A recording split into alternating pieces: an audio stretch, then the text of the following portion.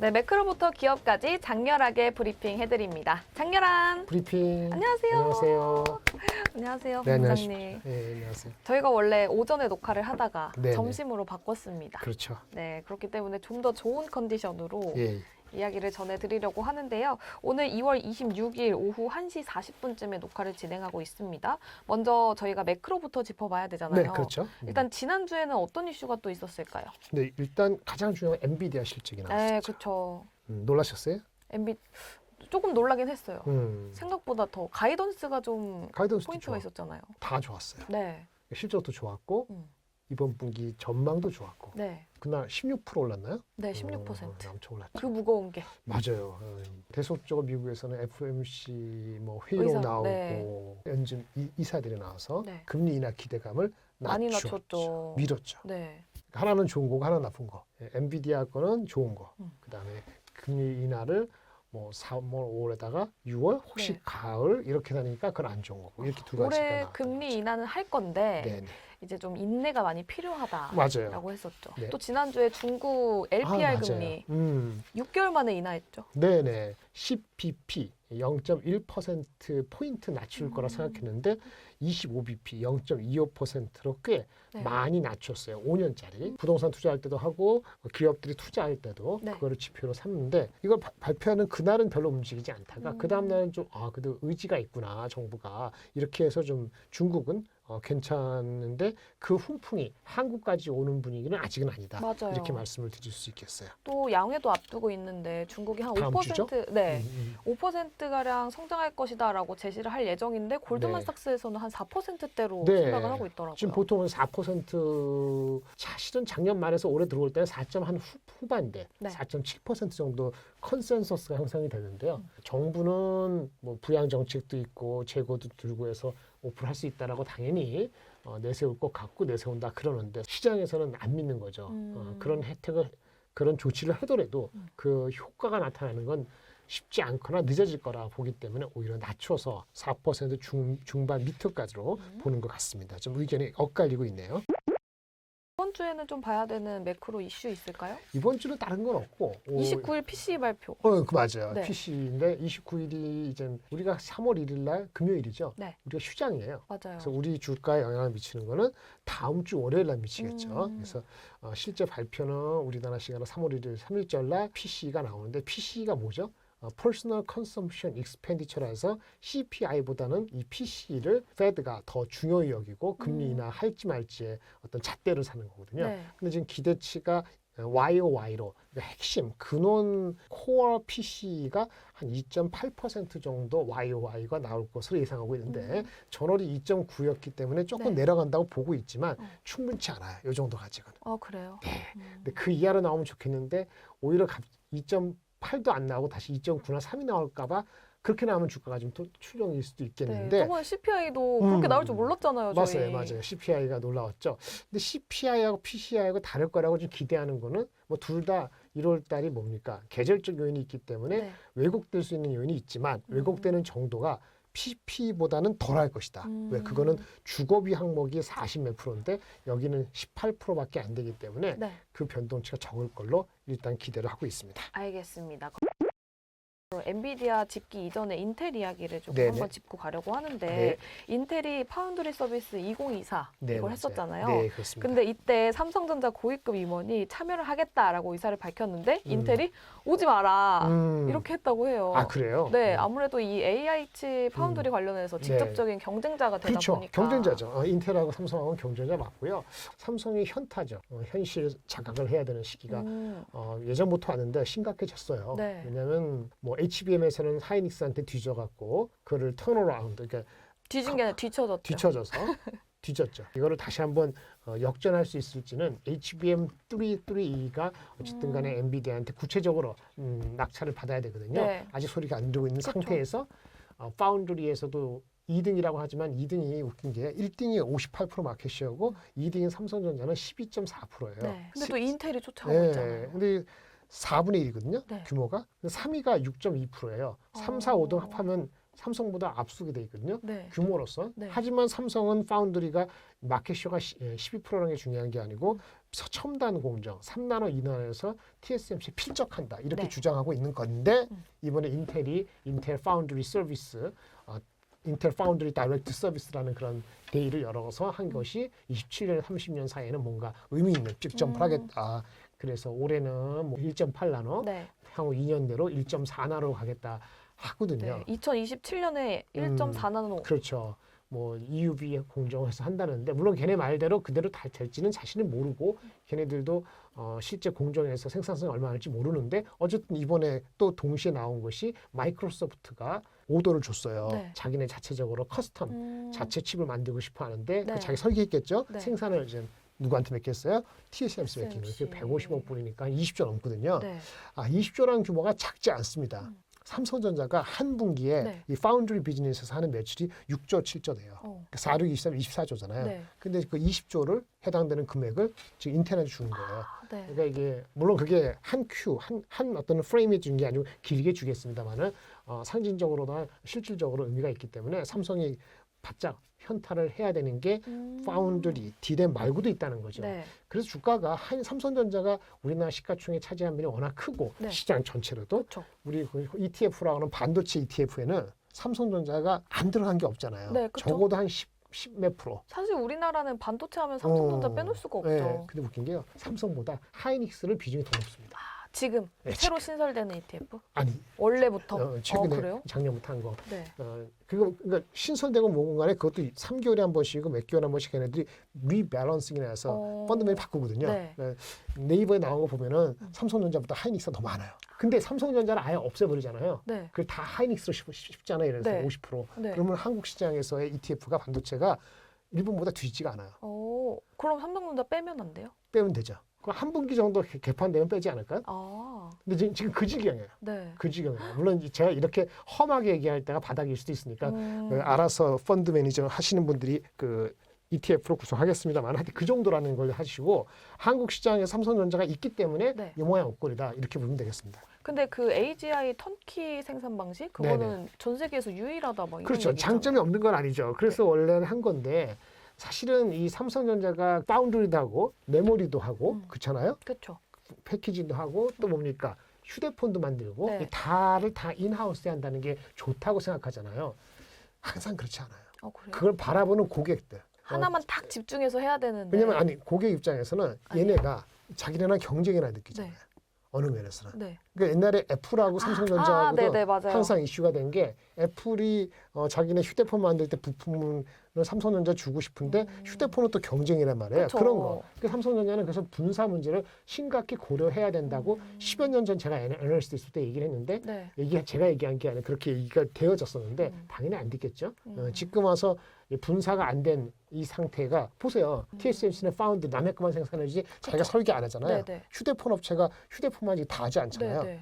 그게 리스크가 있지만 그렇게 해서 살아남는 그런 조직을 가져가는 게 세계적인 추세인데 그렇지 않기 때문에 삼성전자 자체에 디스카운트 들어가고 거기에 오더를 주는 것도 쉽지 않고요. 엔비디아가 주는 것도 있잖아요. 네. 엔비디아가 그 HBM 오더 네. 누구한테 주죠? 하이닉스 주잖아요. 네. 삼성전자는 파운드리 하면은 네. TSMC만큼 믿음이 안 가거든요. 그렇죠. 엔비디아 입장에서는 TSMC가 웬만하면 좋은 거예요. 같은 대만 출신이잖아요. 대만이고 그게 옛날에 엔비디아가 TSMC 덕분에 같이 큰 역사가 역사책에 다 나와요. 네. 삼성전자가 쉽게 뺏을 수 있는 게 아닌데 하이닉스는 하이닉스는 이거 그밖에 안 하거든요. HBM밖에 네, 다른 네. 거 안 하잖아요. 그쵸. 경쟁을 느끼지 않는 거예요. 그래서 삼성전자가 그런 거를 미리부터 알고 있었는데 그렇지 않았기 때문에 지금의 요 모양 요 꼴이다. 그렇게 생각하시면 되겠습니다.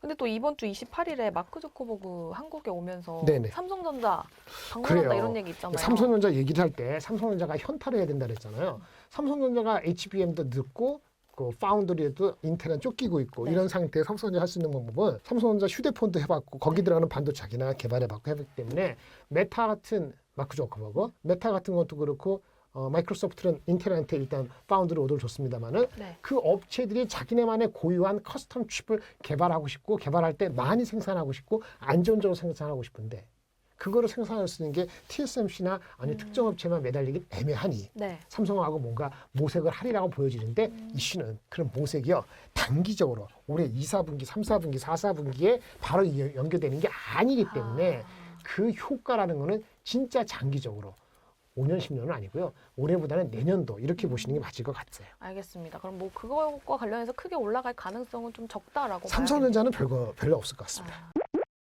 기업 밸류업이 프로그램. 결론적으로는 도파민 자극하는 정도는 아니었어요. 와, 흥분해서 이거 사야 되겠다. 네. 이 뉴스로. 그런 뉴스는 없었잖아요. 사실 강제성이 없으니까 사람들이 많이 실망을 그렇죠. 했죠. 하고 싶지 않은 것보다도 어떻게 해야 될지 잘 모르는데 네네. 강제적으로 안 하면 금방 안 하죠. 좀 미뤄지는 거지. 5월 달에 2차 세미나 한다 그랬잖아요. 미국도 일본도 옛날에 이렇게 올라가다가 이렇게 조정받을 때 있었거든요. 조정받을 때 사는 사람들이 맞아요. 네. 근데 한국도 그러리라고 보는데 어쨌든 단기 플레이하는 사람들이 워낙 많잖아요. 그쵸. 그러니까 본인이 하면서 본인도 빼면서 옆에 있는 사람 빼가지고 주식 받았다고 욕하지 마세요. 다 똑같은 심정이거든. 기관도 마찬가지로. 그쵸. 네. 그렇게 한 거기 때문에 그래서 반도체 기업 밸류도 자동차하고 금융 나누고 그다음에 제약 바이오, 네. 그다음에 실전 나오는 주식들을 골고루 사야 돼요. 자동차 주식을 만약에 매수한다면은 자동차의 장점은 다 아실 테니까 도요타나 이런 게 있으니까 우리가 가질 룸이 있다. 이건 긍정적인 거죠. 나쁜 건 뭐냐면은 자동차는 어차피 피크아웃이에요. 판매가 펀더멘털이 좋아지진 않아요. 네. 그러니까 밸류업으로만 가는 거예요. 그렇죠. 근데 그리고 많은 것들이 알려졌어요. 그리고 작년에부터 지금 초까지 도요타라든지 수바루가 엄청 많이 올라간 거는 뭐가 있었을까요? 하이브리드? 그렇죠. 그러니까 기본적인 펀더멘털이 있었지만 네. 작년부터 올해 사이에 뭐가 있었죠? 실적이 너무 좋았잖아요. 그쵸. 엔저였잖아요. 네. 엔저를 하면서 엄청 수출을 많이 땡긴 거예요. 그때 작년에 그 시점에 밸류업 프로그램이 바로 효과를 발휘하면서 한껏 올린 건데 네네. 우리는 실적이 지금 피크아웃에서 올해 한 5% 빠진다고 하는데 네. 펀더멘털적으로 피크아웃이 돼야 되는 그 시기에 밸류업을 하고 있단 말이에요. 그러니까 밸류업의 프로그램의 이펙트가 조금은 약간 바랜다 그럴까? 그 강도가 그대로 반영이 덜 될 가능성이 자동차는 있어요. 근데 자동차 작년에도 내내 피크아웃이라 했는데 계속 그러니까 운이 안 좋은 거지. 작년에 만약에 밸류업 프로그램을 했으면은 실적 좋을 때 봤으면 더 올라갈 수 있었겠지.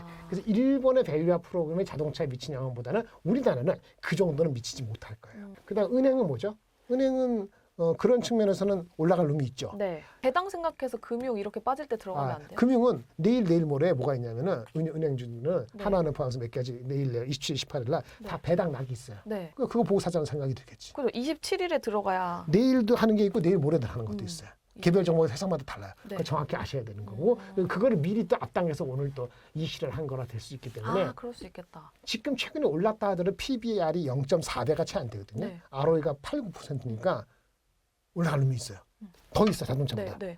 더 좋은데 단점은 뭔지 아세요? 뭐예요? 왜냐면 우리나라에 ELS, KB증권이 왔다 갔다 하는 이유도 ELS 판매한 거 있잖아요. 네. 그거 해결해야 될 문제가 있어요. ELS. 그다음에 PF 익스포저. 그쵸. 네. 그런 것들이 개선 뇌리에 있는데 일본은 그런 게 없었잖아요. 그러니까 한국은 다 좋게 했는데 따라가 벤치마크 하겠다 뭐 다 좋은데 네. 은행도 그렇고 자동차도 그렇고 작년에 일본이 그 시장 조건을 했을 때 깨끗하게 올라갈 때처럼 한국에는 뭔가 찝찝한 것들이 있는 거예요. 네. 그래서 그 정도 일본이 말을 해서 PBR이 1.0이 1.3이 됐잖아요. 네. 0.3이 올라가는데 그거만큼 올라가지 않을 가능성이 있는 거죠. 그거 다 감안해서 플레이를 해야 된다. 그래서 밸류업 프로그램은 제가 할 때도 말씀드렸는데 삼성 반도체보다 더 많이 비중을 실는 것은 불가능하다. 반도체보다는? 네, 그렇게 말씀을 드릴 수 있는 거죠. 엔비디아 이야기로 네. 넘어가 보도록 할게요. 지금 엔비디아 버블이다 아니다, 티핑 포인트다 네. 이런 이야기가 굉장히 네. 많이 돌고 있죠. 네, 엔비디아가 지금 버블이니까 한두 달 내로 꼬꾸라져야 되느냐? 저는 그렇게 생각하지 않습니다. 그래요? 근데 네. 지난주에 막 올라갔다가 마지막에는 또 강보합으로 마무리됐잖아요. 예, 꼬꾸라지지 않는다 그랬지 주가가 계속 가나요? 매일매일 5%씩 오르면 좋겠죠. 그런 일이 없는 거죠. 이게 버블이냐 아니냐 봤을 때 네. 실적이 잘 나왔으니까 그 얘기하는 게 아니고 올해 네. 얘네들 기준으로는 fiscal year 2025 영어 써서 미안합니다. 또 막 욕하겠네. 영어 써서. 욕 안 합니다. 그 25년도 fiscal year 회기년도는 올해 2월부터 내년 1월까지예요. 그러니까 올해 우리 24년도랑 비슷하다 보죠. 그거 기준으로 애널리스트들 최근에 업데이트된 거 실적 나오나 사업 기준으로 하면은 네. 지난주 금요일 종가 기준으로 PER이 한 30배 초반이에요. 그런데 네. PSR, 네. 세일즈 매출 대비했을 때는 20배. 20배 가까이 되거든요. 그래서 버블이냐 아니냐 할 때 이 PSR을 기준으로 하면은 버블이라고 논란을 불러일으킬 만합니다. 왜냐하면은 PSR은 영업이익률이 네.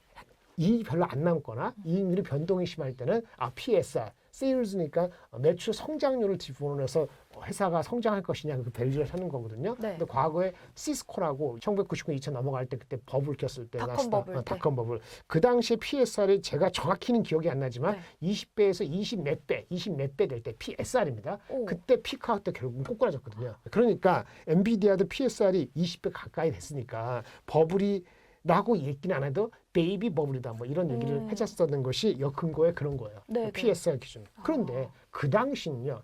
옛날에 20년 전에는 이게 안 나오고 진짜 비즈니스 모델 자체가 네. 불확실할 때였어요. 네네. 지금 여기가 불확실한가요? 영업이익이 65% 나오는 회사가 불확실해요? 아, 그러니까 확실히 PSR은 안 되고 PER로 해야죠. 닷컴 버블 때는 넘버가 딱 찍히진 안 않았나요? 왔죠. 안 왔죠. 그렇구나. 그 PER이 엔비디아가 30배 초반이고 예전에 미국의 나스닥이 2000년대 꼬꾸라지기 전에 피크가 일 때 PER은 얼마였을까요? 얼마였어요? 얼마였을 것 같으세요? 30배예요? 아니에요. 65배 이상 됐어요. 진짜요? 그게 PSR이 시스코 같은 게 20배 넘어가면서 네. 시스코부터 꼬꾸라진 거고 PER은 돈이 안 남으니까 그러니까 이익이 네. 애매하니까 네네. PER은 말도 안 되고 높았거든요. 그러니까 PSR 20배 보는 게 아니고 PER 60, 70배 나스닥 시장 자체가 PER이 6배 넘었다고. 네네. 지금 나스닥 37배고 S&P 500는 20배 초반이고 지금 엔비디아는 30배 초반이라고요. 네. 그게 어떻게 버블이라고? 이게 아. 버블인가요? 이게 버블이면요. 네. 한국의 반도체 주식 아무도 안 됩니다. 아 그래요? 제가 100% 개런티 할 거예요. 근데 지금 또 보니까 엔비디아 신용 잔고 비율도 높지 않고 레버리지도 심하지 않다고 하더라고요. 아니 뭐 신용자도 필요 없어요. 이게 다 필요 없어요? 버블이면 안 사면 없던 신용자고도 뭐 쇼치겠지. 근데 이게 PER 30배는 아니다. 올해 더블 이상 100 네. 몇십 프로 성장하고 내년도도 한 15% 성장하거든요. 미국에 있는 회사가 마진이 60% 정도 넘어가는 게 꾸준히 지금 네. 벌써 몇 분기째 하고 있고 성장이 이런데 근데 이게 30배 초반이 버블이다. 일본에 있는 엄청난 반도체 장비 어드밴테스트 테리건 뭐 저기 뭐 많은데 네. 그 한국에도 장비 없어요. 그 회사들이 30배, 40배 됩니다. PER이. 버블은 거기서 사게 되는 거고요. 엔비디아가 버블이 아니에요. 그리고 네. 엔비디아 버블로 거꾸로 하실 거면 나머지 모든 장은 끝이다. 어. 특히 기술주는. 네. 그거 떨어지면 다 이제 그 이제 음식주나 유틸리티나 그런 주로 가야 되겠지. 어. 장이 완전 다 없어지는 건 아니니까. 그럼 모두를 그래서 위해서 엔비디아는 버블이면 안 되겠네요. 모두를 위해서가 아니라 이거 버블이 아니라고 보고요. 어. 베이비 버블은 아까 이익률이 빠지면 65%는 이익률이 갑자기 어느 분기 보니까 52%다. 네.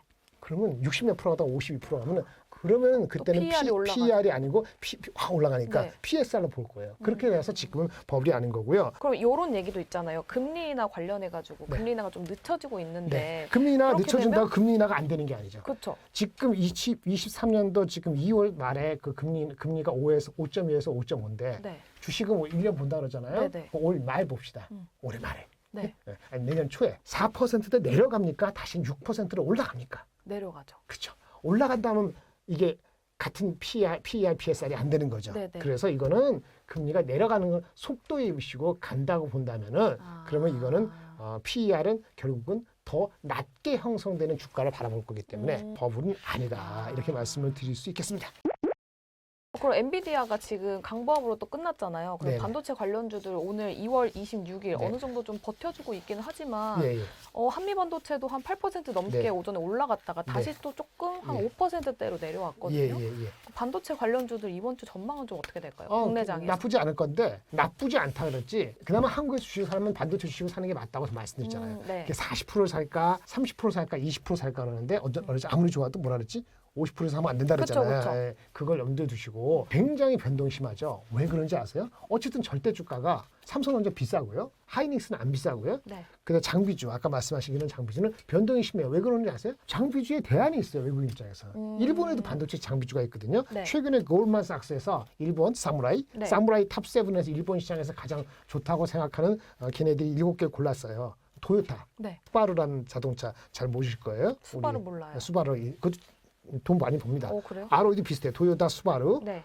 장비 말고 미쯔비시 상사도 좀 올랐고요. 장비 업체 4개를 꼽았어요. 도쿄 일렉트론. 네. 그 PER은 50배 됩니다. 디스코 춤추는 그 디스코가 아니고 웨이퍼 커팅하는 장비인데 네네. 우리나라 이오 테크닉스 비슷한데 이것도 한 27% 올랐어요. 네. 그 다음에 어드밴테스트 테스트 장비 하나 샀는데 이것도 PER이 30배 되고요. 네. 스크린 홀딩스 반도체 세정하는 장비 네. 우리나라 제우스랑 비슷한데 PER 20배 중반이에요. 주가 다 올랐죠. 네. 이런 주식들하고 경쟁하는 거예요. 일본이랑. 우리 주식은. 어. 그러니까 고객한테 수주를 받는 고객뿐 아니고 네. 투자자들한테 네. 한국 주식만 주식이 아니죠. 반도체 그쵸, 장비에서. 이걸 그쵸. 사는 거지. 얘네 밸류가 우리랑 얼추 비슷해요. 아, 그래요? 그럼 우리나라 경쟁력 있는 종목 어떤 거 있어요? 다 있는 게 다 올라간 거지. 아, 한미하늘도 올랐고 HPS도 오고 이오테크노도 그럼 다 다 올랐어요. 올랐잖아요. 다 올랐어요. 그러니까 쉽지가 않은 거야. 세이프하게 가려면 변동성이 심하면 하이닉스를 사야 되는 거고 안 네. 그러면 ETF를 사든지 아니면 한국하고 일본하고 미국 중에서 섞어서 사셔야 돼요. 미국의 속스인가 그걸 하고 한국하고 어느 게 더 나을 것인가 이렇게 밸류에이션이 아니고 왔다 갔다 하게끔 만들어야 되는 거고 일본도 괜찮은 주식이 많기 때문에 경쟁을 하기 때문에 철저히 올라갈 때 사지 말고 빠질 때 사셔야 된다. 지금 8개월째 얘기하고 있네요. 그럼 반도체 내에서 어떤 종목 살까요, 이번? 하이닉스. 안정성 측면에서 SK 하이닉스가 네. 가장 좋을 것 같고. 그렇죠. 예. 그러면 다른 소부장 종목은요? 소부장 종목은 들쑥날쑥하니까 알 수가 없어요. 지금 말하는 이 순간하고 내일하고 또 다르기 때문에 계측 장비 쪽은 좀 보실 만하다. 계측 장비. 예. 어떤 종목 아니면 있어요? 세정 장비 이런 종목들을 보실 필요가 있다라고 장비주. 말씀을 드리겠습니다.